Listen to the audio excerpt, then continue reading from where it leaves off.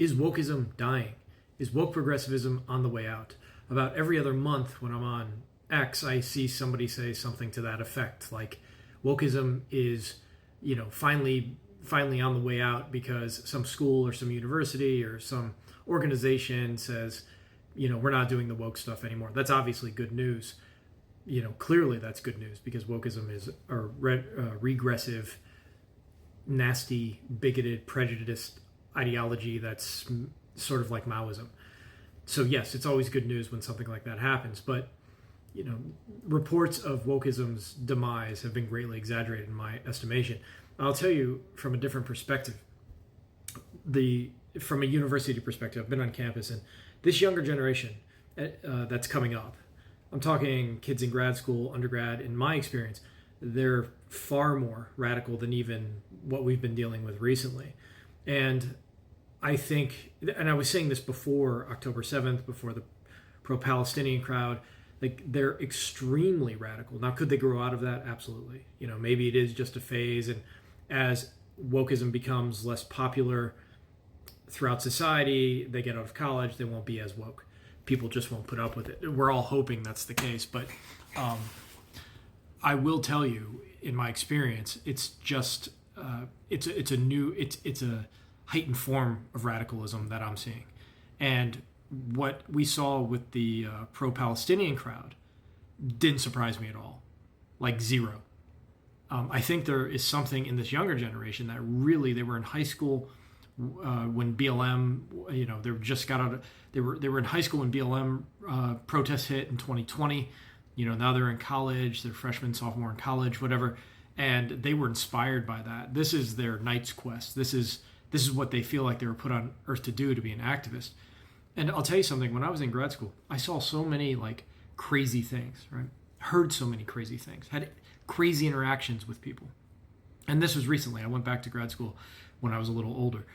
And for instance, I had a professor. I tell this story all the time because it's just, we were talking about something, and a woke student in class said something that was completely erroneous and wrong, and just not in touch with reality. And I said, well, that's not the truth. Here are the facts. Here's actually what happened. I won't get into the details of the actual argument because it doesn't matter. But I was saying, here are the facts. This is reality here. It's backed up from a bunch of different organizations, right? Like we're looking at this from a lot of angles. This is clearly, what you just said clearly does not align with reality. And the professor, who you would think would say, yeah, Dylan here he's right in this case. The professor told me, Dylan, everybody pay attention to this, Dylan. I need you to problematize truth. I was stuck on stupid for a second. To my credit, I was thinking rather quick on my feet, and I said, people problematize truth every day. It's called lying. They lie, they fabricate, they hallucinate, right? So a professor said to problematize truth. This is the type of education you'll get. And this professor also taught undergrad. I'm sure this was one of her go-to things. The amount of times grad students, woke people use problematize, don't make it a drinking game. You'll kill yourself, okay? It's like every day, all the time. There are certain words, and it's just like on repeat. It's a pseudo-intellectual exercise. It's just what they do. Problematize this, problematic that, so on and so forth. There was another student who happened to be in the same department, and we're having an argument. And, I've said this before. From my time in undergrad through grad school, I never heard a positive comment about the United States of America. Not one, except from one professor who was an old World War II vet, okay? So this student was just constantly bashing the United States, capitalism, Constitution, colorblindness, yada, yada, yada. And then, he's complaining about the university. And I said, listen, you are in one of the most liberal universities, like this is a far left university. And he looked at me, dead serious, and he said, this is a conservative institution. And I said, excuse me? He said it's conservative because they want to conserve at least the outlines of capitalism, and they're still loyal to the American Constitution. And I go, oh, okay, that's what we're dealing with. I said, sure, they're conservative if your position, if the left wing in your mind is simply literally eradicating the entire system. Now, I wish I could say it was just him who agreed with this. It was the whole class, aside from one other person in the class. They thought, yeah, America's terrible. The West is terrible. It's just evil, through and just rotten through and through to the core. It's absolutely an evil, evil country. Should not exist. We should do away with it. And trust me, if they had the power, I'm telling you, they would, absolutely. If they had the weapons, they had the power, they would eradicate the system. They would turn it into, it'd first be anarchy, and then they try socialism. You know the routine. That's what they would do. They would do it. Now, is this everyone who's in college right now thinking this way? No. There's a pushback. There's some conservatism, some real conservatism, in college, and that's encouraging. But you'd be surprised, in my estimation, just how many students think this way. And they're getting ready to graduate and come out. They seem more radical than the generation we just dealt with, or the cohort we just dealt with, whatever. I'll also tell you that I had a professor who was teaching people that to live a full life, to be self-actualized, you had to be a political activist. You had to be a social justice warrior. Like literally, this was Abraham Maslow, awoke Abraham Maslow, that you had to be politically active. They've hijacked the hero's journey. I don't think we understand that. The universities have hijacked the hero's journey. We don't get that yet.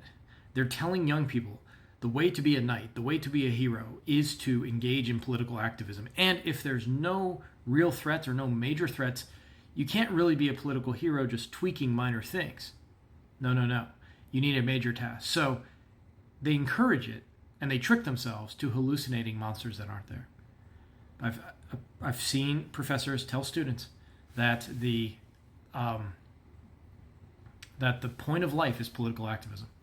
That should be the core of their life. It's insane.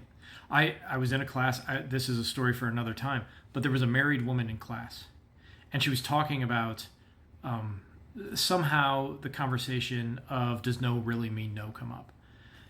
And this married woman, kind of naive, not in the sense of she didn't know she was in like the most politically correct environment in the world. She'd gone back to school as an older woman, slightly older woman. And she said, well, laughing, she's like, well, my husband, the first night we were together, we'd been dating for a while, and she came over to watch a movie, and the movie started, and he, made his move, and I said no, and I want to watch a movie a little bit, and I was a little nervous, so I said no.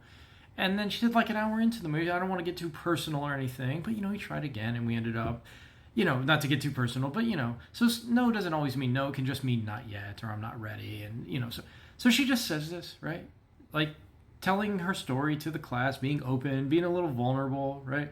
Talking about how her, how her dating life began, And it was I think it was her very first class in grad school, or very first class. This wasn't like the first class of the semester. We were like 3-4 classes in or something. And I forget how this came up. I'll have to go look at my notes. I have it somewhere. But she says that. And then 2 or 3 students, one was the leader, said, your husband R-worded you. Do you know that? Your husband R-worded you. You said no. He tried again. He R-worded you. Dead serious. And the other student's like, yeah, you just don't understand that he did that. You had said no, and he kept going. This married woman was just like, how dare you say that to me? How dare you call my husband an R word? And it got heated. And the professor, I heard rumors that this was going to escalate. And the students saying that her husband R-worded her were trying to escalate it. And to the teacher's credit, I guess she snuffed that out. I just was hearing rumors. So this is the type, this is craziness, right? This is insanity. And anyways, I have a lot more stories about grad school, just being around, some of these people who are possessed by the ideology. I don't hate them. I think they're actually trying to be good people. I really mean that. But when you get a terrible ideology and you try to be a good person within, by using the rules of that ideology, you can actually engage in tremendous evil and be really nasty to be around. So again, I think the idea that wokeism or progressivism is dying probably isn't going to happen. Fingers crossed it does die out, but from what I see, they're even more radical now than they were before.